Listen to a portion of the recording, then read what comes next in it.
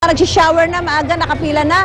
Yung mga nagsishower, ilang araw na ho silang na-deprive. Sabi nga ho ng mga kalalakihan dito, yung iba daw sa kanila medyo amoy alimango na. Alam niyo naman ho ang Hagonoy. Dito ho nanggagaling mga malaking bahagi ng ating supply ng seafood. Kaya yung ating mga kalalakihan, ayan, pila-pila na, pati yung mga nanay natin. Shower na ho sila. Ayan, para ho naman maging presko ang kanilang pakiramdam ngayong araw na ito. So tutok lamang ho kayo para sa ating serbisyong ihahatid ng unang hirit mula po rito sa Hagonoy, Bulacan. Back to studio po tayo.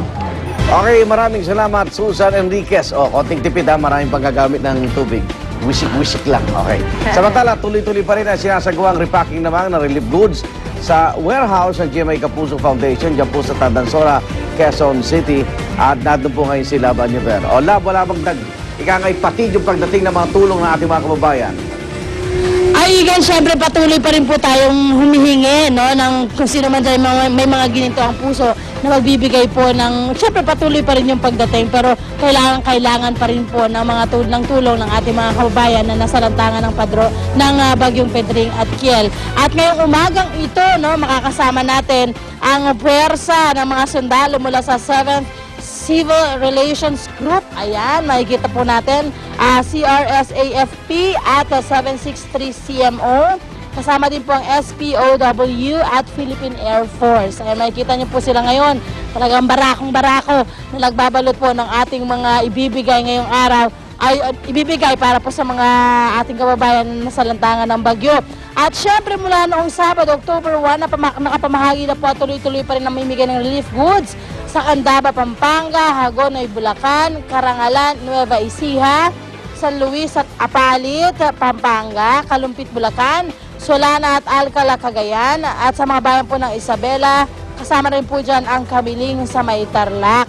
Humigit kumulang po 20,000 families na ang napapamahagian ng tulong mula po sa Kapuso Foundation nationwide.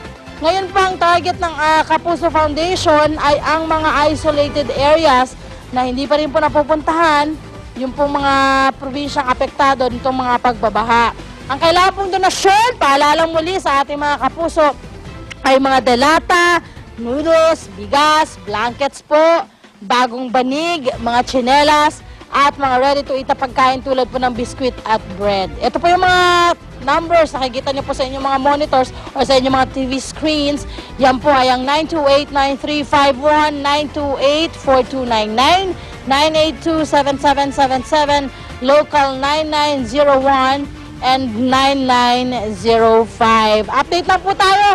Kahapon ang napamigay na po ng Kapuso Foundation ay mga 200 sako po ng relief goods para po sa 2,000 pamilya ng Bulacan at Pampanga. Yan po muna ang aking update mula dito sa warehouse ng Kapuso Foundation. Balik sa iyo, Igan.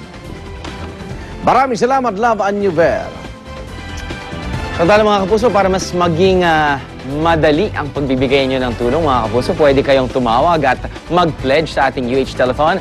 Bukas na po ang aming mga linya ng telepono para tumanggap ng tawag at donation na aming ibibigay sa mga kabayan nating tinamaan ng Bagyong Pedring at Kiel. Tawag lang sa ating UH Telethon hotline number 981-1950. Isang number po lang po yan, pero meron itong 5 telepono para sa mga kapuso celebrities na tatanggap ng tawag nyo. Kaya ni na Rocco Nasino, yun, no? At Jay Gonzaga na nandito na ngayon sa studio. Paalala lang po, ang UH Telethon po ay hanggang 8:15 lang ng umaga. Oras po ng unang hirit. Matapos muling sisihin ng mga dam sa nangyaring malawakang pagbabaha, mungkahi po na ilang senador gumawa ng Dam Authority na siya magdedesisyon sa pagpakawala ng tubig. Sa pagdiling ng Senado kahapon, tinalakay yung sistema ng pagpakawala ng tubig sa mga dam. Sinisisi ng ilang lokal na pamahalaan ng mga dam sa naging malawakang pagbaha, pero depensa ng NAPOCOR na namamahala sa dam, nagpaalam daw sila sa National Water Resources Board na magpapakawala na sila ng tubig. 25 araw bago nanalasa ang 2 bagyo. Ngunit hindi raw sila pinayagan ng NWRB sa maagang pagpakawala ng tubig dahil wala naman daw bagyo. Pero marin itong pinabulaanan ng NWRB. Dahil sa sisihan at turuan, mungkahi po ni Senadora Loren Legada na dapat nang bumuo ng National Dam Safety Program kung saan ikukonsidera ang mga insidente ng kalamidad tulad ng bagyo at pagbaha para po sa pagpakawala ng tubig sa mga dam. Ngayon lang natin naisip yan, no? Akalain mo yan. Akalain mo yan. Oo. Ay, no. Na kung titignan mo, hindi naman yung dam talaga ang nakapagpabaha. Kundi yung quarrying dyan sa Bulacan, yung kalbo ng Sierra Madre, Yung source, at yung masyado ng mababaw ng mga ilog dahil sa basura. So habang sana... Maraming factor eh. I-rehabilitate yun. Pero taon, Oo. dekadang kailangan. O para relokasyon ng mga tao na doon sa Pwede lugar. rin. no? Tsaka disiplina. Yun, nakasama Pagpapataw naman. ng no? mga rules. Dam Authority. Dam. I like that name. Dam. At dahil naman po sa lakas ng alon sa Manila Bay na dulot po ng storm surge mula sa bagyong Pedring, ilang bahagi naman ng seawall sa Rojas Boulevard ang nasira. Kaya ang panukala naman ito naman ng MMDA, bukod sa rehabilitasyon ng existing seawall, dapat daw ay magkaroon din ng ikalawang seawall.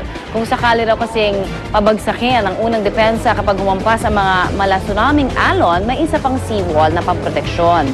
Sa architectural perspective na tinawag na New Rojas Boulevard Seawall Promenade Project, na ipinakita sa GMA News ni MMDA Chairman Francis Tolentino, makikita ng kakaibang Rojas Boulevard. May Spanish touch daw ito para bumagay sa katapat na Malate Church at Raha Sulaiman Park. 10 metro mula naman sa orihinal na seawall, ilalagay ang bagong seawall, kaya't magkakaroon ng lagoon na po pwedeng gamitin para sa fishing at boating. May playground, upuan at 2 tulay na pwedeng gamitin para naman sa mga joggers. Pero nangangahulugan ito na mas malaking pondo dahil ayon po sa DPWH, sa pagpapaayos pa lamang ng dating seawall, nasa 30 million na ang gagastusin. Ang planong double seawall project ng MMDA para sa Rojas Boulevard, ating bubusisiin mamaya sa Talakayan with Igan. Special na bato pala yan eh. Basil ang tawag. No? Malalaki yan. So hindi siya pwede semento lang. Ay, hindi pwede. Hindi pwede. Kasi ang Kailangan salt water, solido. nakakaano yan eh. Nasisira agad yan. Nakasira ng gamit eh. Oo. Tsaka sino ba magkakaroon storm surge dyan sa Manila Bay? Pagulatan din yun. Diba? Samantala, unti-unti na bumabalik sa dating ganda ang Hotel Sofitel Philippine Plaza, Manila matapos bugbugin ang mga malahiganting alon ng Manila Bay sa storm surge na dulot ng bagyong Pedring. Umabot umano sa 85 centimeters o halos 1 metro ang taas ng tubig sa plaza level ng hotel sa kasagsagan ng storm surge. Pero matapos ang 1 linggo, balik na sa dating anyo ang malaking bahagi ng Binhang Hotel. Malinis na rin ang pool at hotel deck nito at maging ang pinakasikat na bahagi ng hotel, ang Spiral Restaurant, ayos na rin. Pero ayon sa hotel management, babaguhin daw nila ang tema ng restaurant na ito.